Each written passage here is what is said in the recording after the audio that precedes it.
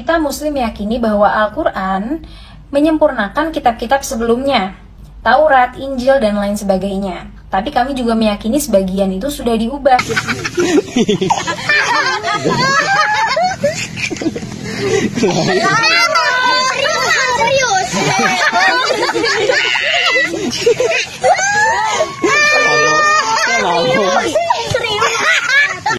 Saudara-saudaraku yang terkasih di dalam Tuhan, dimanapun Anda berada di seluruh Indonesia maupun di belahan dunia manapun, Salam Maranatha bagi teman-teman semuanya.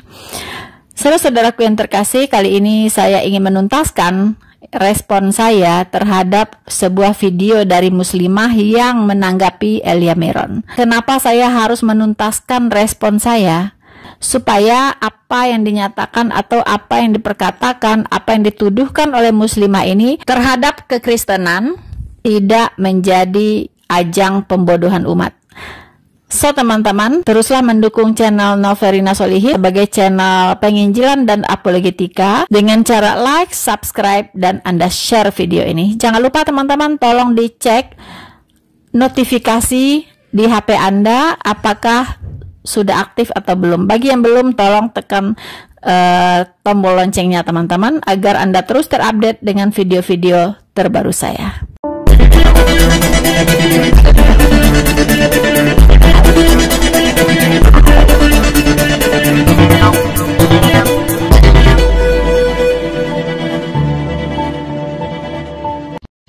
Yuk kita bahas ini ya, soalnya aku udah gregetan kenapa masalah sesimpel ini lama banget kelarnya. Halo Mas Elia, saya nggak ada masalah dengan Anda melakukan perdebatan agama, membahas kekristenan dan keislaman menurut sudut pandang Anda, karena memang itu hak Anda. Menurut Anda, Islam salah, menurut orang Islam, Kristen salah, itu normal dan masih dalam ranah perdebatan. Yang nggak normal itu kalau kita udah masuk ke ranah kebijakan, meminta atau membuat surat terbuka kepada Kementerian Agama untuk merevisi penafsiran Al-Quran yang menggunakan Injil. Ini Mbak Muslimah, ya saya tidak tahu nama Anda siapa. Sebenarnya Mas Elia Miron itu menyarankan ya, supaya penafsiran dari Al-Quran itu jangan dikait-kaitkan ke Injil. Saya mengerti alasannya Mas Elia Miron supaya tidak ada terjadi persengketaan antara Islam dan Kristen. Anda menafsirkan Al-Quran Anda dengan memakai Injil untuk apa? Bukankah Injil sudah dikatakan palsu, sudah dikatakan diubah-ubah dan sebagainya? Itu tidak perlu gitu, tidak fair Anda memakai penafsiran Al-Quran Anda dengan menggunakan Injil. Itu sangat tidak fair. Dan belum tentu apa yang Anda tafsirkan itu benar menurut iman kekristenan gitu ya. Jadi kalau Anda tafsirkan sesuai dengan keimanan Anda, apa yang Anda pahami tentang Injil itu jelas sekali sangat berbeda dengan apa yang dipahami oleh orang Kristen gitu. Jadi janganlah, saya sih setuju, jangan sampai Anda mencuplik-cuplik ayat-ayat dari Alkitab. Dan tadi saya katakan poin pentingnya adalah ketika Anda menggunakan Alkitab untuk menafsirkan Al-Quran Anda, itu belum tentu Anda paham dengan apa yang dikatakan oleh Alkitab. Ya, jadi nanti jadi bumerang gitu. Ya, jadi janganlah. Lebih baik tidak memakai kitab lain untuk menafsirkan kitab Anda. Karena belum tentu apa yang Anda pahami tentang kitab orang lain belum tentu benar begitu. Kalau tidak benar kan jadi pertengkaran, jadi perselisihan begitu. Itu yang dimaksud oleh Elia Miron. Pertama, kita Muslim meyakini bahwa Al-Quran menyempurnakan kitab-kitab sebelumnya, Taurat, Injil, dan lain sebagainya. Tapi kami juga meyakini sebagian itu sudah diubah. Jadi kami masih boleh mengutip kitab-kitab tersebut selama tidak bertentangan dengan akidah atau keyakinan kami. Apa Mbak? Apa? Al-Quran menyempurnakan kitab-kitab sebelumnya? Yakin? Yakin Mbak? Apakah sudah dicek and recheck, sudah diselidiki, apakah sudah diteliti? Nanti kalau saya tanya, apanya yang disempurnakan? Nanti nggak bisa jawab. Ya, karena kalau berani mengatakan bahwa Al-Quran menyempurnakan kitab-kitab sebelumnya, berarti Anda berpikir bahwa kitab sebelumnya tidak sempurna. Begitu kan logika sehatnya? Jadi kitab Taurat, Zabur, Injil ya, itu tidak sempurna menurut Anda ya, sehingga harus disempurnakan oleh Al-Qur'an. Sekarang saya tanya, apanya yang tidak sempurna? Di bagian mananya? Terus Anda sempurnakan menjadi apa? Menjadi seperti apa begitu? Itu semua harus dengan data ya, Mbak. Jangan hanya main tuduh begitu ya. Nah, Mbak, sebagai seorang Kristen saya sangat getol membaca Alkitab ya. Saya sudah membaca Al-Quran semuanya, dan saya juga sudah membaca Alkitab. Saya membaca Al-Quran tidak hanya membunyikan ya, artinya tidak hanya membaca Arabnya, saya lebih suka membaca artinya, begitu, supaya saya bisa paham, saya bisa mengerti. Dan saya sudah membandingkan kedua kitab ini. Kalau Anda mau tahu, itu ada di kesaksian saya ya. Saya menjadi seorang Kristen karena saya membandingkan antara Al-Quran dengan Alkitab. Dan saya pastikan kepada Anda bahwa Alkitablah yang sudah sangat sempurna. Ya, Alkitab adalah kitab firman Tuhan yang sudah final, sudah sangat sempurna. Tidak perlu lagi ditambahi, tidak perlu lagi dikurangi. Anda tahu, Mbak, bahwa setiap kata yang keluar dari mulut Anda itu Anda harus pertanggungjawabkan nanti di akhirat ya. Jadi jangan sembarang ngomong kalau Anda tidak tahu bahwa Alkitab itu tidak sempurna dan Quran perlu menyempurnakan. Mari saya ajak Anda sedikit berpikir. Anda percaya bahwa kitab itu adalah firman Allah? Kalau saya sangat percaya bahwa Alkitab saya itu adalah firman Allah. Dan saya percaya Allah itu adalah Allah yang sangat-sangat sempurna. Ya, adalah pribadi yang sangat-sangat sempurna. Kalau pribadi yang sangat sempurna ini tidak mungkin membuat suatu produk yang tidak sempurna. Anda sependapat dengan saya? Sependapat dengan saya, Mbak? Ya. Kalau Anda percaya bahwa Allah pencipta langit dan bumi ini adalah sempurna, pasti semua hasil karyanya itu pasti sempurna. Apalagi ini adalah firman-Nya. Firman-Nya yang Dia siapkan untuk menjadi penuntun hidup umat manusia supaya tidak tersesat. Ya, supaya bisa kembali kepadanya ke surga. Jadi dia harus mempersiapkan kitab firman-Nya yang sangat-sangat sempurna. Sebagai pemilik Alkitab, sebagai seorang Kristen, itu saya harus sampaikan bahwa Alkitab sudah sangat sempurna dan sudah final. Wahyu 22 ayat 18 sampai 19 mengatakan Alkitab tidak boleh lagi ditambah-tambahi dan tidak boleh lagi dikurang-kurangi. Ya, barang siapa yang menambah-nambahi, maka akan ditambahkan kepadanya malapetaka-malapetaka seperti yang tertulis dalam kitab ini. Dan barang siapa yang mengurangi apa yang tertulis di dalam kitab ini, maka akan diambil bagiannya dari pohon kehidupan. Wow, ya, berat sekali, sanksinya berat sekali ya. Jadi jangan menambah-nambahi firman supaya engkau tidak dikatakan pendusta. Jadi Alkitab sangat mengingatkan, Mbak, ya, firman Tuhan itu tidak boleh ditambahi, tidak boleh dikurangi, tidak boleh diapa-apakan, begitu. Ya. Nah, selain dari itu saya katakan ya Mbak, mengapa dikatakan Alkitab ini sudah sempurna? Karena ini proses pewahyuan juga sudah sempurna, sudah finish, sudah ditutup, baik lisan maupun tulisan, sampai kitab Wahyu 22 ayat 21, dan ditutup dengan kata amin, sudah finish. Ya, tidak boleh ditambahi, tidak boleh lagi dikurangi.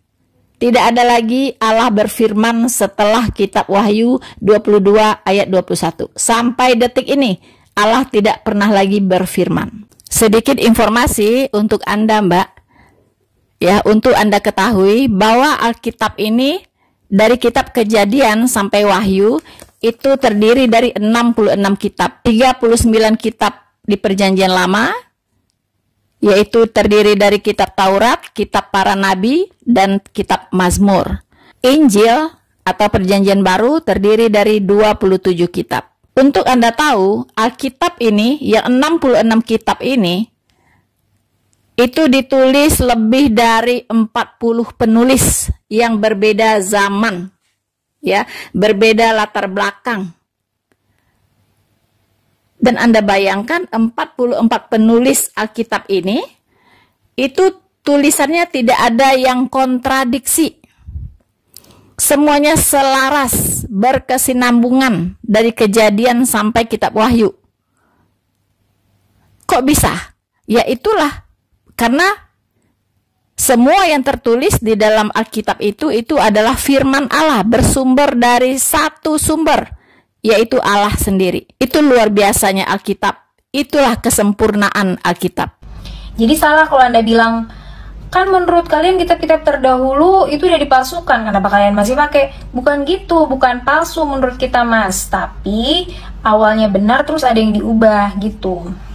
Taurat, Injil sudah diubah-ubah. Hah?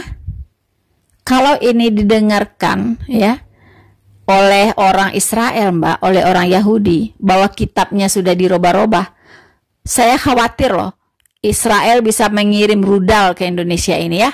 Kalau dia dengar kitabnya dirubah-rubah, ya.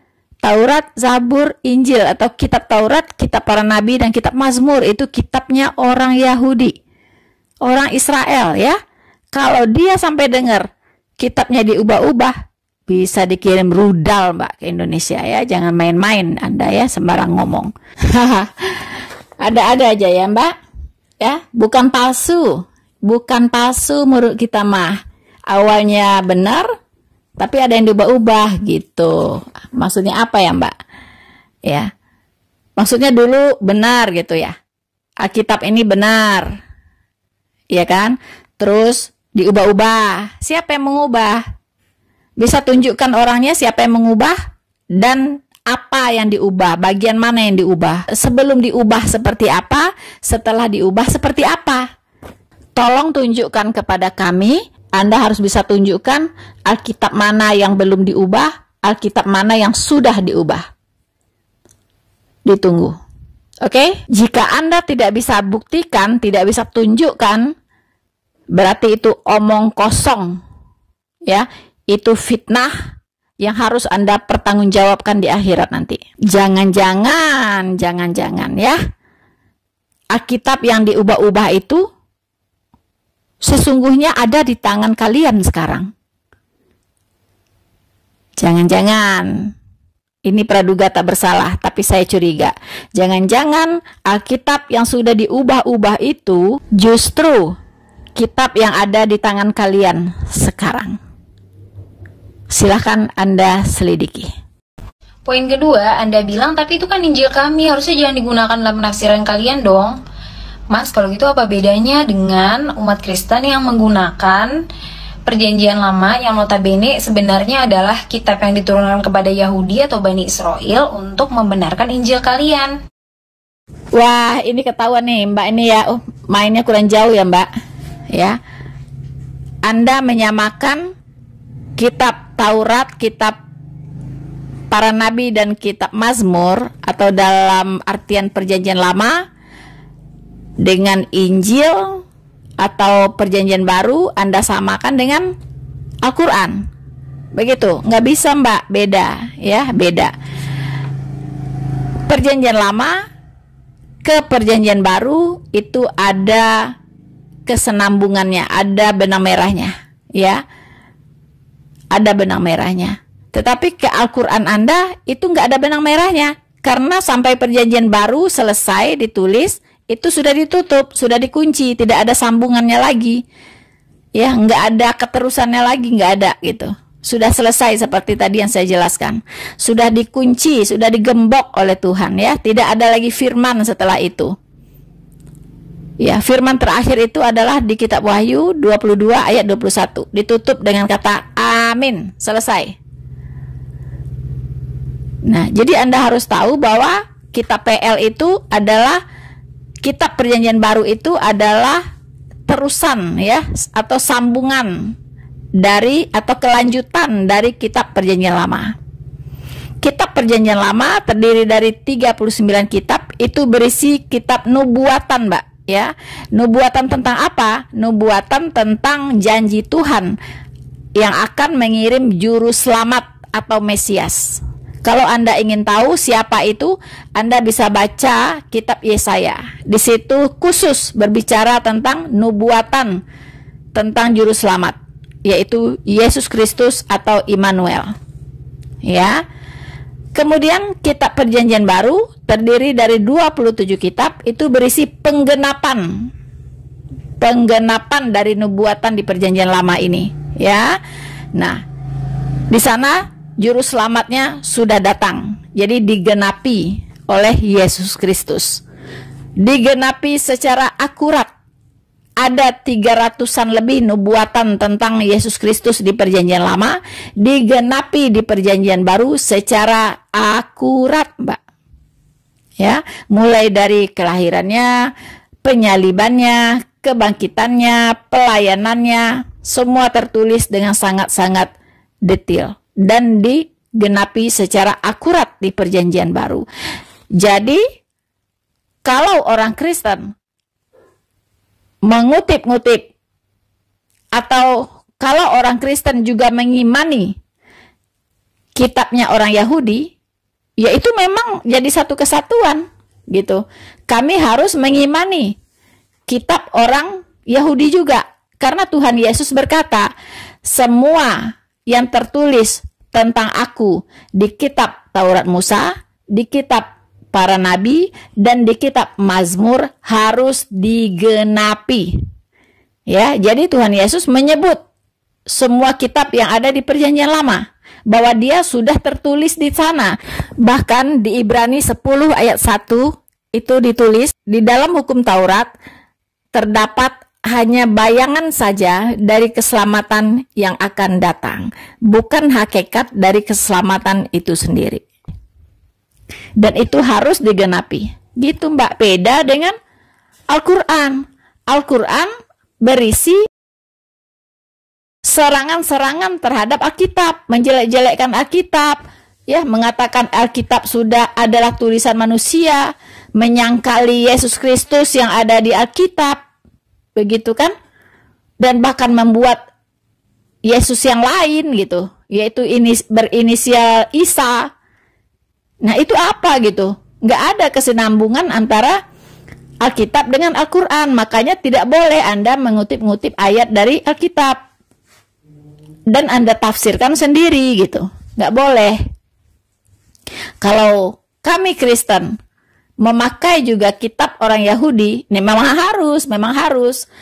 Ya, karena Tuhan Yesus kami berkata bahwa tentang dia itu sudah tertulis di kitab Taurat Musa, di kitab para nabi, dan di kitab Mazmur. Jadi kami harus memakai juga kitab Perjanjian Lama atau kitabnya orang Yahudi sebagai kitab yang kami imani juga, begitu. Dan kami tidak mengubah satu iota pun dari kitab Perjanjian Lama atau kitab orang Yahudi, tidak. Utuh diimani seperti yang diimani oleh orang Yahudi. Cuman orang Yahudi gagal paham tentang Mesias yang dijanjikan itu. Dia gagal paham. Karena itulah dia tidak mengakui Yesus sebagai Tuhan, tidak menerima Yesus Kristus sebagai Mesiasnya. Mereka masih menunggu-nunggu Mesiasnya yang akan datang ini. Masih menunggu-nunggu sampai hari ini. Padahal Mesiasnya sudah datang. Tapi mereka gagal paham kitab sucinya sendiri. Begitu, Mbak, ya. Tetapi jangan salah, janji keselamatan untuk orang Yahudi masih tetap ada. Nanti mereka akan bersama-sama secara massal akan bertobat, menerima Yesus Kristus sebagai Tuhan dan Juru Selamatnya. Ada waktunya nanti di akhir zaman. Orang Yahudi kan tidak mengakui Yesus. Terus kalian menggunakan kitab mereka untuk membenarkan Yesus. Harusnya mereka juga bisa protes dong. Mbak, gimana mau protes orang Yahudi? Karena Injil itu tidak pernah menyalah-nyalahkan kitab mereka. Orang Kristen mengambil kitab Perjanjian Lama itu seutuhnya, ya, tidak ada yang dirubah, tidak ada yang diingkari, tidak ada yang diprotes. Apa isi Alkitab Perjanjian Lama itu seutuhnya, sampai titik komanya pun diaminkan, Mbak, diaminkan, ya. Orang Kristen percaya bahwa kitab Perjanjian Lama, Taurat, kitab para nabi dan Mazmur ini adalah firman Tuhan, ya, firman Tuhan. Jadi itu diterima seutuhnya oleh umat Kristen. Paham? Jadi apa alasannya orang Yahudi ya akan protes itu nggak ada gitu. Tapi kalau kalian kan beda, mengutip-ngutip ya Perjanjian Baru, mengutip-ngutip Injil, tapi dengan menyimpangkan maknanya begitu. Sudah tahu secara teologis, secara historis firman Allah yang datang ke dunia itu menjadi manusia, kemudian dia mati di kayu salib untuk pengampunan dosa, lalu pada hari ketiga dia bangkit, semua orang yang percaya kepadanya tidak binasa, melainkan beroleh hidup yang kekal. Itulah faktanya. Tetapi apa? Kalian ngotot Isa Al-Masih adalah Yesus Kristus, tetapi membuat versi sendiri begitu. Nah, ini yang membuat orang Kristen tidak suka. Kalau Anda mengambil Injil utuh sampai titik komanya, ya silahkan gitu, ya kan? Tapi kan konsekuensinya kalau Anda mengambil seutuhnya Injil, yang mana di situ Yesus Kristus adalah Tuhan, ya untuk apa ada agama kalian lagi gitu kan? Kan ke situ perginya. Maka saya paham mengapa kalian ngotot, tidak suka, tidak bisa menerima bahwa Isa itu bukan Yesus. Kalau dikatakan Isa adalah Yesus, Isanya selesai gitu, ya kan? Tahu saya udah tahu gitu kemana arahnya. Mengapa ngotot gitu? Bahkan hanya dengan mengambil kesimpulan secara cetek, ya, seperti yang dilakukan oleh Don Ditan, hanya berpatokan kepada Alkitab yang ada nama Isa Al-Masih di dalamnya, ya kan? Alkitab terbitan tahun berapa zaman bahala, ya. Nah, di situ ada nama Isa Al-Masih, ada nama musola, masjid, madrasah dan sebagainya.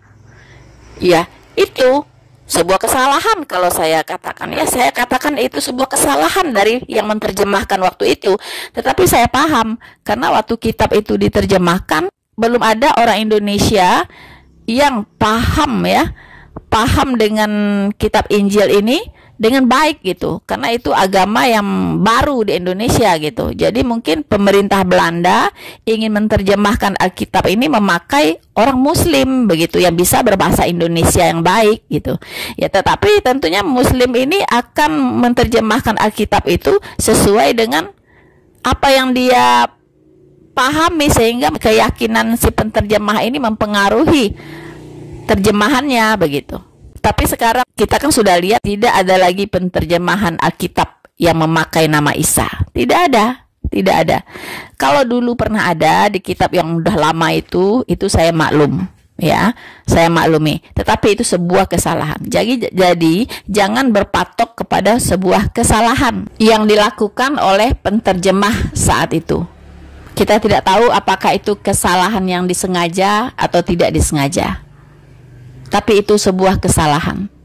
Bahkan kalau bisa, semua Alkitab yang ada nama Isa di dalamnya ditarik dari peredaran. Itu paling baik, supaya tidak menjadi bahan persengketaan antara Islam dengan Kristen. Mengapa demikian?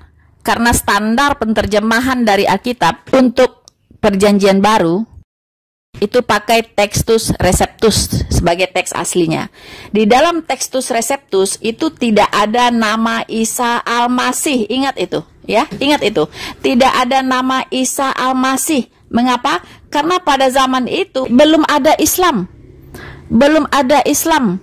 Dan orang tidak pernah mengenal yang namanya Isa Al-Masih. Islam baru muncul 600 tahun kemudian, Mbak. Jadi tolong ditarik semua Alkitab yang ada nama Isa Al-Masih di dalamnya, walaupun terbitannya tahun berapapun. Itu saran saya. Begitu, Mbak.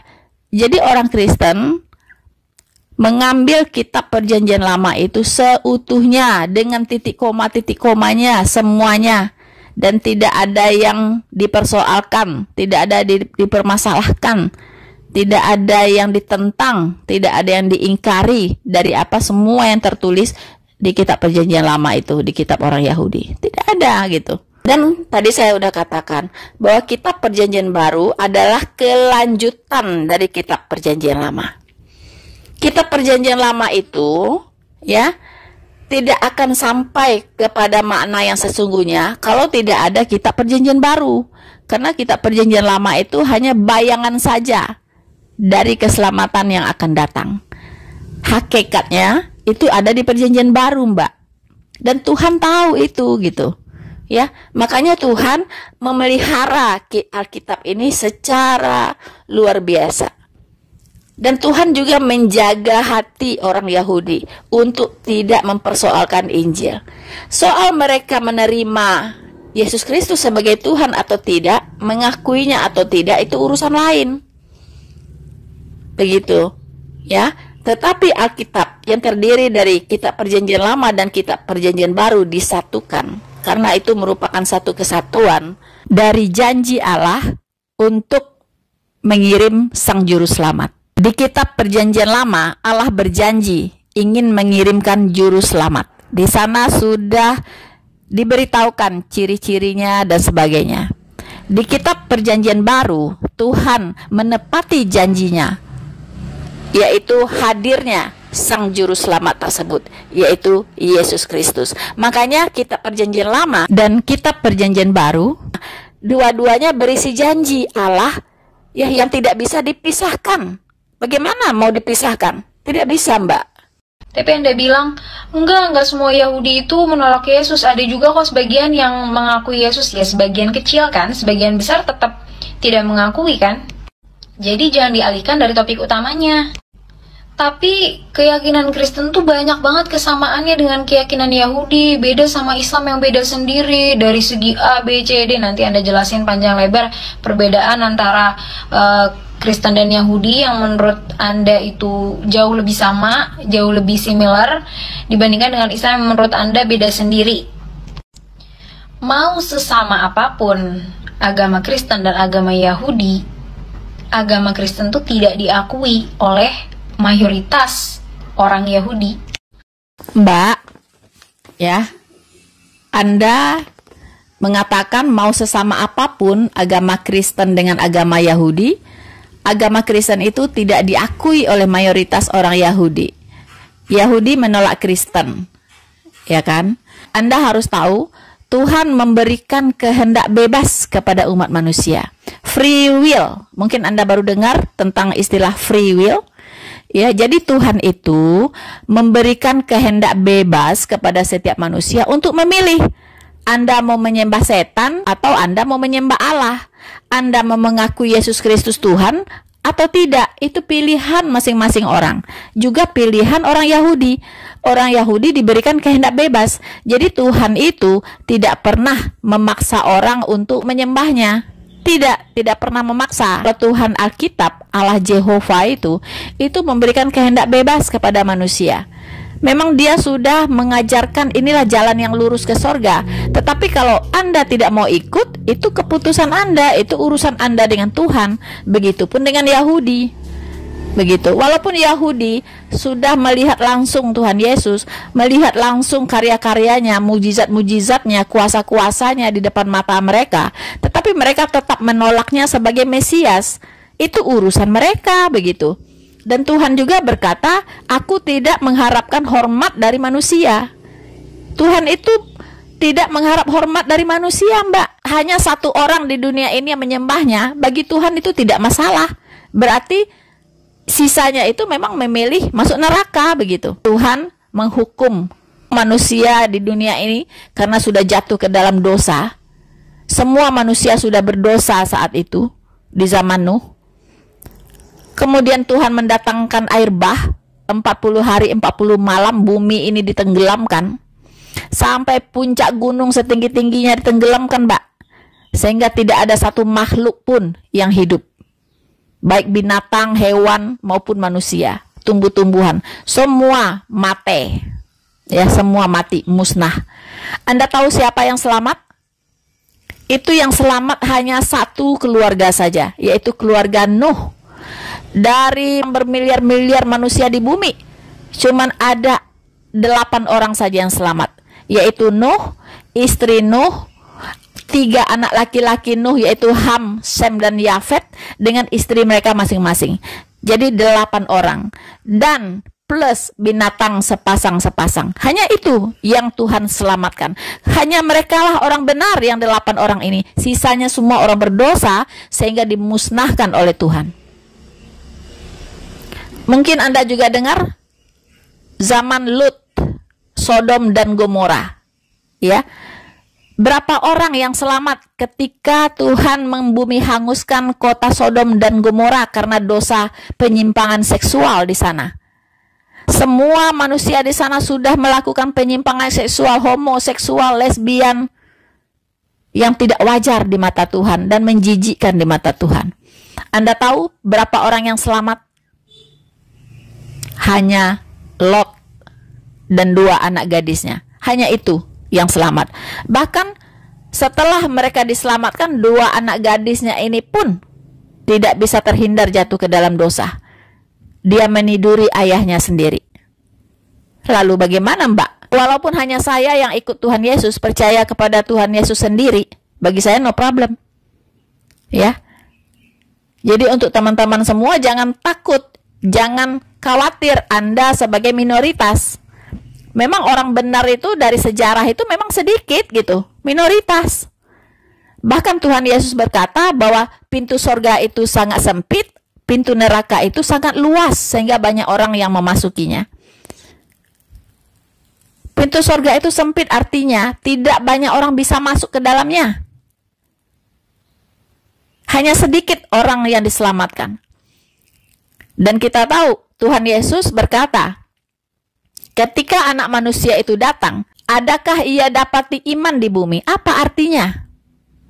Tuhan Yesus kita lihat sudah memberikan satu warning, ya, bahwa hanya sedikit saja manusia-manusia di bumi ini sekarang yang bisa diselamatkan. Semua sudah jatuh ke dalam dosa, yang sudah melawan Tuhan, menentang-nentang Tuhan. Sudah banyak yang lari dari Tuhan, meninggalkan imannya yang mula-mula. Ya, banyak sekali.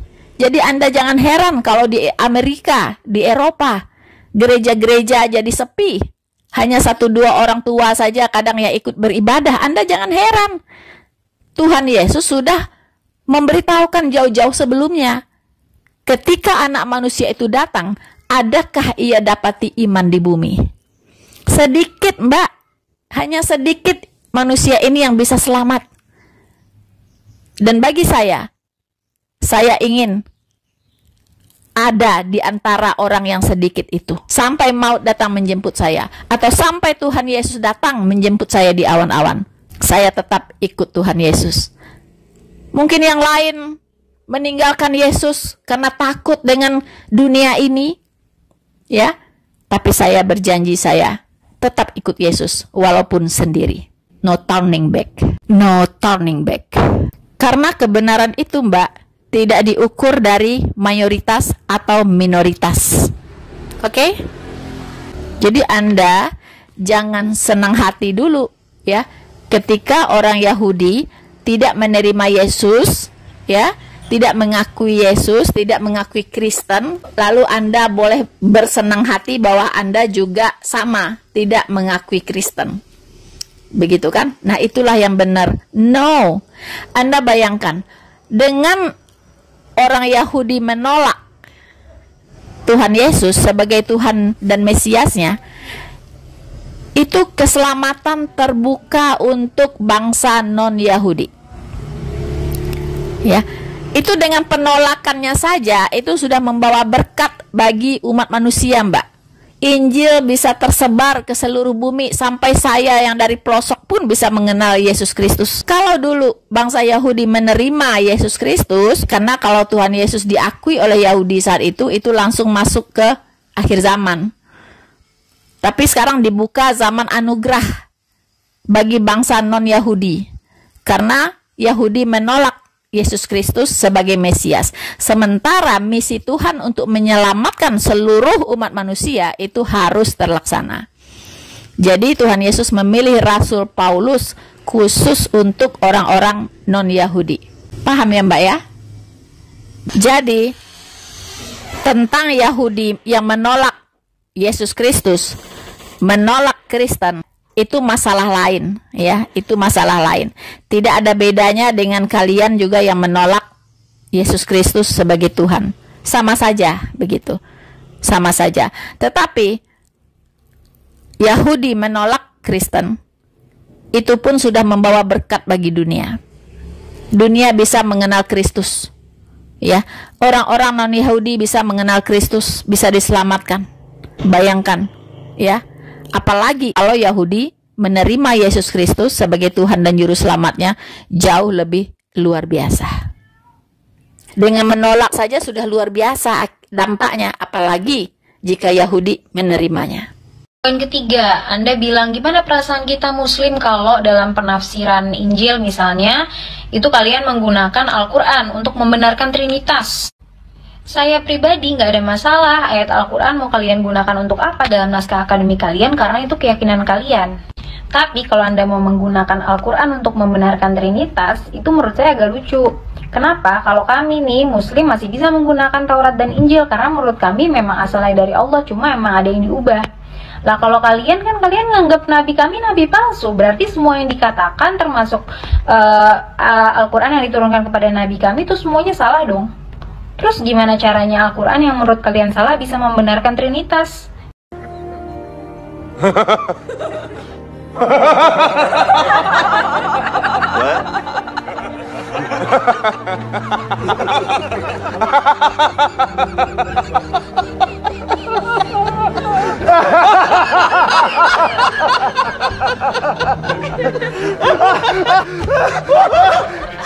Crash, great.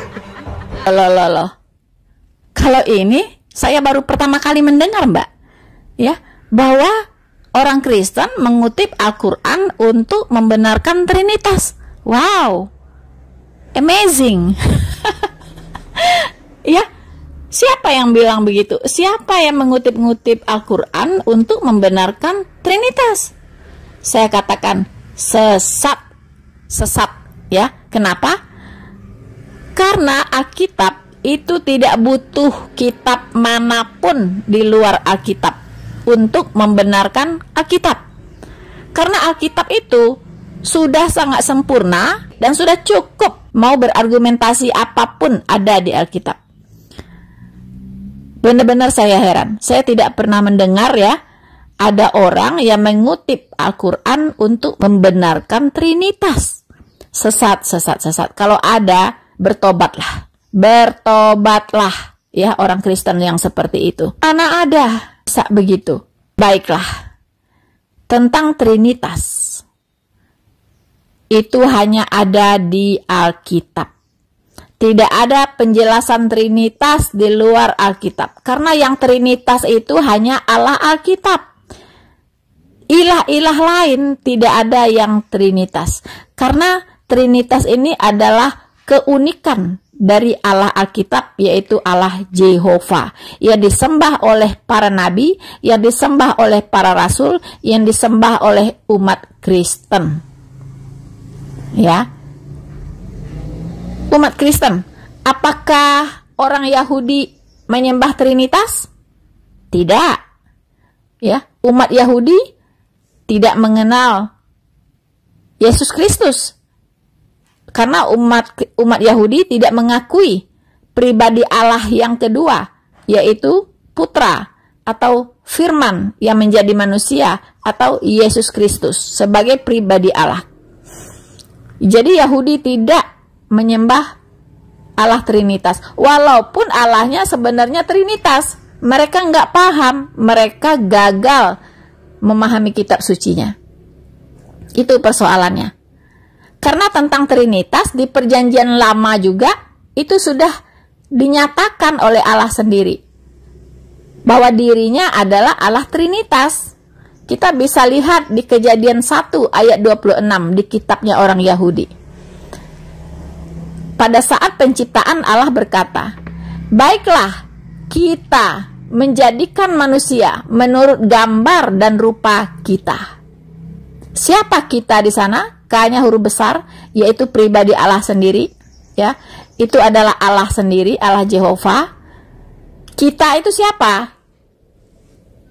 Semua orang tahu bahwa kita ini adalah kata ganti orang pertama jamak. Siapa di situ?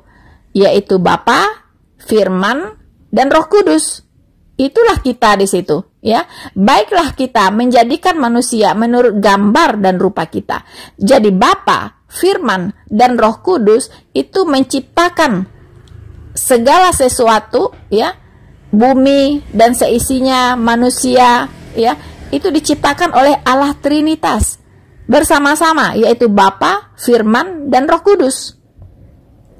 Makanya di kitab Yohanes dikatakan, Yohanes 1 dikatakan bahwa pada mulanya adalah Firman, Firman itu bersama-sama dengan Allah, dan Firman itu adalah Allah. Kemudian dikatakan bahwa segala sesuatu dijadikan oleh Dia, tanpa Dia tidak ada segala sesuatu yang dijadikan. Artinya Firman ini adalah pencipta.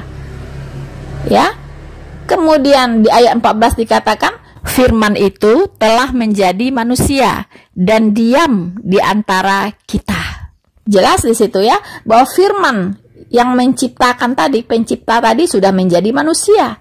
Itulah Yesus Kristus, Firman yang berinkarnasi menjadi manusia.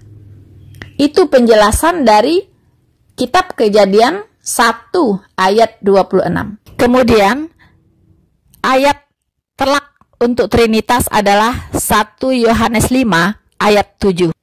Ini adalah ayat yang sangat telak tentang Trinitas. Ayat ini ada di Textus Receptus, yaitu teks asli Perjanjian Baru, dan dihilangkan di critical text oleh kelompok liberal. Jadi Yohanes 5 ayat 7 mereka buang. Kalau di dalam kitab kita Lai itu dikurung. Ya, kalau ada ayat yang dikurung, itu Anda pastikan bahwa ayat tersebut ada di Textus Receptus, teks aslinya, dan dibuang di critical text, ya. Itu kitabnya orang liberal yang dia buat sendiri. Nah, teman-teman, apa yang dikatakan oleh Yohanes 5 ayat 7? Ini adalah ayat telak, ya, untuk Trinitas. Sebab ada 3 yang memberi kesaksian di sorga, yaitu Bapa, Firman, dan Roh Kudus. Ketiganya adalah satu. Ini adalah penjelasan dari kitab Kejadian 1 ayat 26 tadi. Ya. Baiklah kita menjadikan manusia menurut gambar dan rupa kita. Nah, kita di sana adalah Bapa, Firman, dan Roh Kudus. Ketiganya adalah satu. Ini konsep Trinitas hanya ada di Alkitab. Tidak ada di kitab manapun di luar Alkitab. Mana bisa, mana mungkin orang Kristen mengutip, ya, ayat-ayat Al-Quran untuk membenarkan Alkitab. Itu terlalu berhalusinasi, ya. Dan kalaupun ada yang melakukannya, saya himbau untuk segera bertobat. Bertobat. Oke? Gak masuk akal kan? Lain halnya dengan kalau kalian mau membahas ayat Al-Quran tentang keyahudian dan kekristenan. Kalian mau ngambil salah satu ayat Al-Quran tersebut, terus kalian bahas di naskah akademik kalian, kalian cari kesalahannya menurut kalian yang benar ini segala macam dalam naskah-naskah kalian, silakan. Mbak, orang Kristen tidak butuh mengambil ayat-ayat Al-Quran untuk membahas apapun. Tidak butuh. Orang Yahudi saya pastikan juga tidak membutuhkan ayat-ayat Al-Quran untuk membahas apapun, ya, tentang agama mereka. Kristen juga sama gitu. Jadi jangan kegeeran ya Mbak. Jangan kegeeran. Saya katakan sekali lagi, kalau ada orang Kristen yang mengutip-ngutip ayat Al-Quran untuk membenarkan Alkitab, sesat saya katakan. Bertobatlah, bertobat. Oke, saudara-saudaraku semuanya, itulah yang bisa saya komentari tentang Mbak yang muslimah ini, ya. Karena ini harus kita bikin terang benderang ya teman-teman. Dan ini juga supaya teman-teman Kristen bisa mengambil satu pelajaran dari sini, supaya Anda bisa mengcounter, bisa menjawab kalau ada serangan-serangan yang datang dari luar, dari teman-teman Muslim begitu. Nah, kita semua harus punya pengetahuan yang memadai untuk mengcounter semua serangan tersebut, supaya tidak ada penyesatan yang terjadi terus-menerus dan diulang-ulang. Bersama saya Noverina Solihin, Tuhan Yesus memberkati kita semua. Maranatha.